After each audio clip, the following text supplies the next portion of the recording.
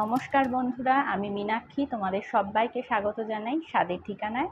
আজকে তোমাদের সঙ্গে শেয়ার করব একটা সাবুদানার রেসিপি, একদম কম উপকরণে আর সম্পূর্ণ নিরামিষ একটা রেসিপি। আর আজকের রেসিপিটা যদি তোমাদের ভালো লেগে থাকে তাহলে কিন্তু আমার চ্যানেলটা অবশ্যই সাবস্ক্রাইব করে দিও আর ভিডিওটাতে একটা লাইক করে দিও। তো চলো শুরু করা যাক আজকের সাবুদানার রেসিপি। তো সাবুদানার এই রেসিপিটা বানানোর জন্য আমি এখানে 1 বাটি মোটা দানার সাবু নিয়ে নিয়েছি। আর সাবুটাকে কিন্তু আমি জল দিয়ে ভিজিয়ে রেখেছিলাম, মানে বেশ অনেকক্ষণ ধরে জল দিয়ে ভালো করে ভিজিয়ে প্রায় সারা রাত রাখার পরে এটা মোটামুটি এই রকম পর্যায়ে এসেছে, একটু নরম হয়ে গেছে। দেখেই বুঝতে পারছো নিশ্চয়ই এটা বেশ অনেকটাই কিন্তু নরম হয়ে গেছে। তো এবারে একটা বড় পাত্রের মধ্যে আমি এই ভেজানো যে সাবুদানাটা সেটা দিয়ে দিচ্ছি। আর জলের পরিমাণটা এমনভাবে দিতে হবে যাতে সমস্ত জলটাই সাবুদানা আর কি টেনে নেয়। তো এবারে আমি এখানে নিয়ে নিয়েছি একটা সেদ্ধ আলু। আলুটাকে এইভাবে আমি গ্রেট করে এর মধ্যে দিয়ে দেব। আর আজকের এই রেসিপিটা কিন্তু পুরোটা দেখার জন্য অনুরোধ করছি তোমাদের সবাইকে।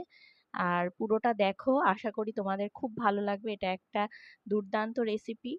আটা, ময়দা বা কোনো রকম চাল ছাড়াই এই রেসিপিটা তৈরি হয়ে যাচ্ছে। আর এবারে এর মধ্যে আমি দিয়ে দিচ্ছি গ্রেট করে নেওয়া আদা, দিয়ে দিচ্ছি লঙ্কা কুচি।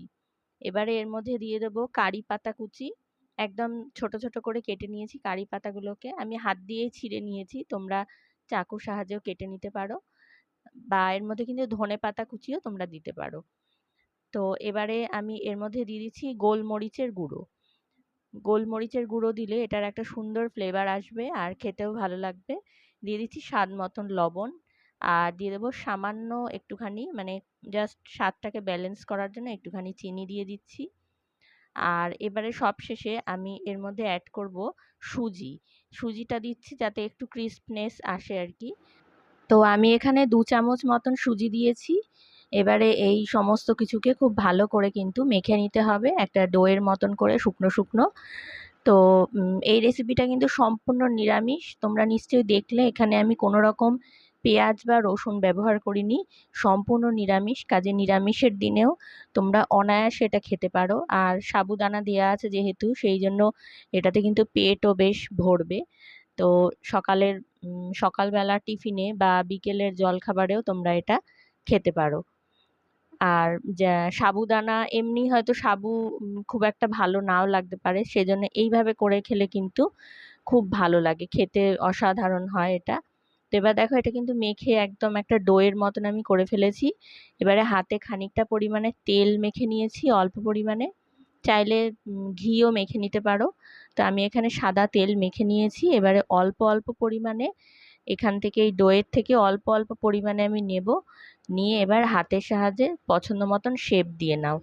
আমি এখানে ছোট ছোট যেমন টিকিয়া হয় সেই রকম শেপ দিয়ে নিয়েছি, বা তোমরা চাইলে লম্বাটে শেপেও বানিয়ে নিতে পারো, বা গোল বলের আকারেও কিন্তু বানিয়ে নিতে পারো। এবারে কড়াইতে সাদা তেল গরম করে নিয়েছি, আর গ্যাসের ফ্লেমটা কিন্তু একদম লো টু মিডিয়ামে রেখেছি আমি। এবারে একে একে সবকটা সাবুদানার যে টিকিয়াগুলো বানালাম সেগুলো একে একে সবকটা কিন্তু তেলের মধ্যে ছেড়ে দিতে হবে। আর এরকম, মানে এরকম হিটেই, মানে খুব বেশি তেলের যে তাপটা সেটা বাড়ানো যাবে না, গ্যাসের ফ্লেমটা এইরকমই রাখতে হবে।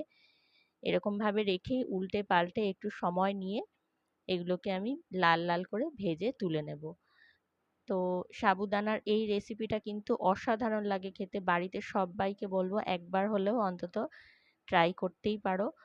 আর যেগুলো উপকরণ আমি ব্যবহার করলাম সেগুলো কিন্তু সম্পূর্ণ আমাদের বাড়িতে থাকাই উপকরণ, মানে সবসময় যেগুলো থাকে হাতের কাছে সেগুলো দিয়েই কিন্তু আমি এই রেসিপিটা বানিয়েছি। কাজে যে কোনো সময় তোমরা কিন্তু এটা বানিয়ে নিতে পারো। তো এগুলো কিন্তু একদম লাল লাল করে ভাজা হয়ে গেছে, এবারে আমি তুলে নেব। আর ঠান্ডা হওয়ার পর এটা অনেক বেশি মুচমুচে হয়ে যাবে। তো দেখতেই পাচ্ছ আমি দুটো লম্বাটে টাইপেরও বানিয়েছি, মানে একটু অন্যরকম শেপেও বানাতেই পারো তোমরা, কোনো অসুবিধে নেই। আমিও এরকম ভাবে অন্যরকম শেপ দিয়ে একটু বানিয়েছি। আর রেসিপিটা ভালো লাগলে লাইক, সাবস্ক্রাইব আর শেয়ার করতে কিন্তু একদম ভুলো না। আর কমেন্টে অবশ্যই জানিও যে আজকের এই সাবুদানার রেসিপিটা তোমাদের কেমন লাগলো। সকলকে ধন্যবাদ। দেখা হচ্ছে পরবর্তী রেসিপি।